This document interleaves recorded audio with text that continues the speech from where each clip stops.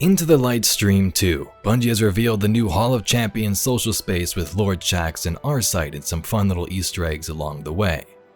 A Destiny 2 Year 1 inspired armor set, 12 fan-favorite Destiny weapons getting updates in the Brave Arsenal, 100 vault slots for the final shape, the Superblack Shader returns, and much more. Let's dive right in.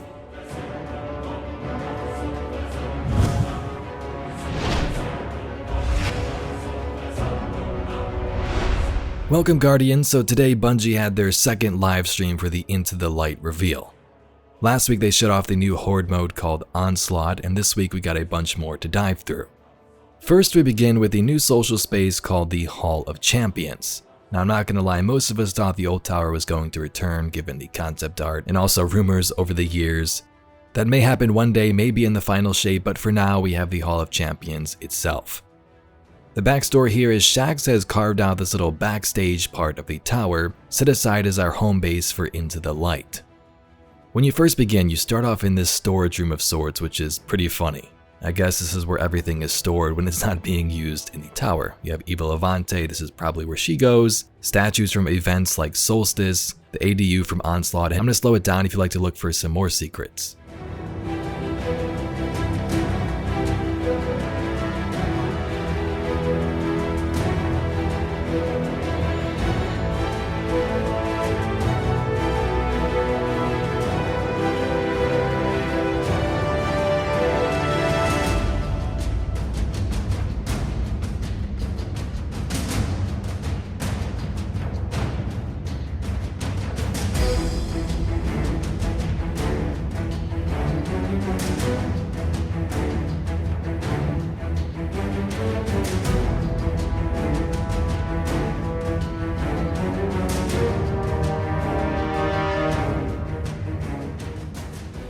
Once you get past that initial storage room, the doors open up to the Hall of Champions. This is kind of like the same social space from the 30th anniversary, same type of concept with the chest and vendors. There's tons of chests in this hall as you can see, and they'll drop different things, weapons, armor for the event, and so on. The currency for this event is called Trophies of Bravery, which you get by playing the Onslaught mode and just Destiny 2 in general. You can then spend those Trophies of Bravery at these chests to get a set of armor, for example.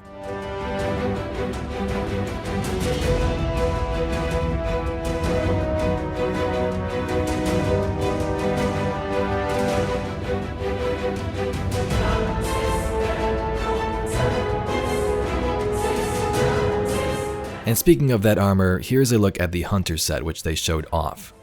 At first, most of us thought this was going to be Destiny 1 inspired, but it turns out it's Destiny 2 Year 1 inspired, and it's called the Parade Armor Set.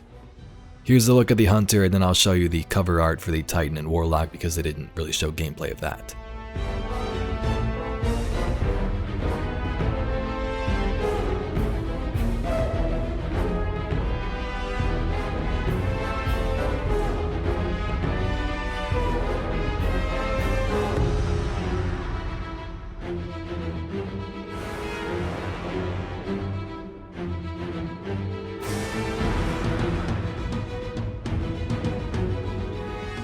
Once you reach the end of the hall, you will approach Lord Shaxx and Arsight, but just before that to the left, there's a couple of other chests. One is where you'll get all your weapons and manage that sort of thing, and the second one on the right is the Gift of the Thunder Gods chest, which is returning. If you're a new player or haven't been playing for a while, you can head straight to this chest, and it'll bring you up to the current power cap. Not pinnacle, but powerful. Here's a look at Lord Shaxx's inventory. By playing these activities and the game earning those trophies, you'll earn reputation and rewards from Lord Shaxx. You can see different access keys for different pieces of armor, and the final one here is something I'm sure a lot of you are going to enjoy, the Superblack Key Alpha. This will allow you to unlock a little containment cell behind Shaxx in this room and get the Superblack Shader, which returns for Destiny 2. Interesting. This key. A Superblack key. Is that what I'm seeing over there, Kelsey? Yeah. Interesting. Okay. Yeah, and I wonder where that goes. So maybe people that are D1 vets potentially from back in the day might remember this. Is this what's this symbiote we're looking back here? Yeah, right now it's pretty powerful. It's in containment, but if you keep playing Into the Light, you'll be able to get access to the keys you need to unlock this and get access to the shader. Let's go ahead and take a look. Let's go ahead and just equip Superblack and give it a look really quickly. Oh, man. Chat, how do you feel? Come on. It does not get much better than that. Next to Shaxx, our site also has quests and bounties. Quests will give you weapons and Shaxx reputation. Completing one of these quests will give you a curated copy of a weapon and attunement. Into the Light will have limited edition variants of weapons. These brave arsenal weapons that drop from Onslaught. So you can get drops, but there will be a lower chance of getting one of these limited edition ones. Limited editions have this super shiny ornament, and the ornaments are only available during Into the Light. You can still get the weapons, but not that shiny ornament. There's also something called attunement. You may have noticed Lord Shaxx's holograms around the Hall of Champions. Once you've unlocked attunement, you can head up to one of these holograms, pick a weapon you want they show off Recluse, and activate it. This will give it a higher chance to drop in the activities. You can change your attunement at any time once you unlock it. And randomly Bungie kind of threw in that there's going to be 100 new vault spots added into the final shape. So a perfect time to go after those weapons, store them in your vault, and see what those god rolls are going to be. Speaking of these weapons, they're called the Brave Arsenal. 12 Destiny 2 weapons with new perks and updates. These weapon versions are available to all players. For example, you can get a Forbearance in Into the Light without having to complete the previous raid. And here's the weapons. You got Blast Furnace, Hung Jury, Secession, Midnight Coup, Recluse, Luna's Howl at 140 RPM with precision frame, Elsie's Rifle, not the Stranger's Rifle anymore, it's just Elsie's from the Destiny 1 campaign, Forbearance, Edge Transit, Falling Guillotine, and Hammerhead. These weapons are enhanceable, not craftable, and you can also rocket jump with Mountaintop now. So that's a list of the weapons, but here's some more in-depth conversation from Bungie on certain changes. As well, but these are fairly recent weapons, but they are, by default, you have to own the release that those raids came out in. So you have to own Beyond Light if you want to get Succession, you have to own Witch Queen if you want to get Forbearance. Yeah. The Onslaught versions of these weapons, or the Brave Arsenal versions, are available to all players. So you get a taste of what, like, the raw power of a raid weapon. Of course. Actually, in particular with Luna's Howl, I know we were talking about this a little bit earlier, but you know, these weapons are not necessarily their previous state just kind of held in stasis, but you guys have brought them forward with new perks. You've kind of done some redesigns as well. With Luna Howls in particular, you were mentioning that the Magnificent Howl perk has undergone a rework as well. Yeah, in its original shipping form, that was way too strong because it would let you two-tap a Guardian in PvP incredibly fast with the perk up. Yeah.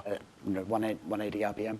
So we've brought Luna's Howl forward as a 140 RPM hand cannon, but it retains the precision frame, so it's super easy to control the recoil. Yeah. We've also redesigned the Magnificent Howl perk, so that now lets you build up stacks of super bullets, a little bit reminiscent of Hawkmoon, with precision final blows. Yeah. And then you can unleash those on Guardians to do massive damage. You can get a two-tap, but it requires a little bit more effort. Yeah. And obviously very strong in PvE as well.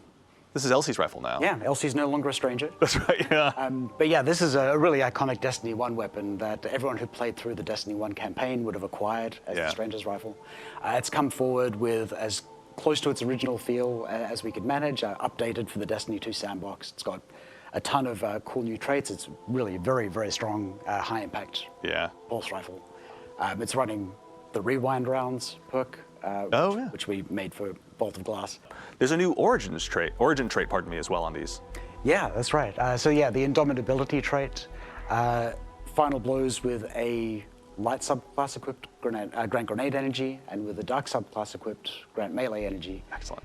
So you get like that sort of duality, and they're reasonably strong perks. Like what, did you add new perks into the pool, or what did you guys end up doing to kind of retain that classic feel? Yeah, so we wanted it to feel like the Witch Queen version, but with slightly updated perks. So the perk pools are fairly similar, but with a couple of spicy additions. So you'll notice Disruption Break left column on a waveframe grenade launcher, super, super strong. Yeah. It's not something that you get on the original version. It'd be disgusting. Yeah, but it's got all of the old classics. It's got the new Indomitability origin trait instead of the Soul Drinker trait. And that's the same is true of any other weapons which had already shipped with origin traits. Of course, our beloved Edge Transit.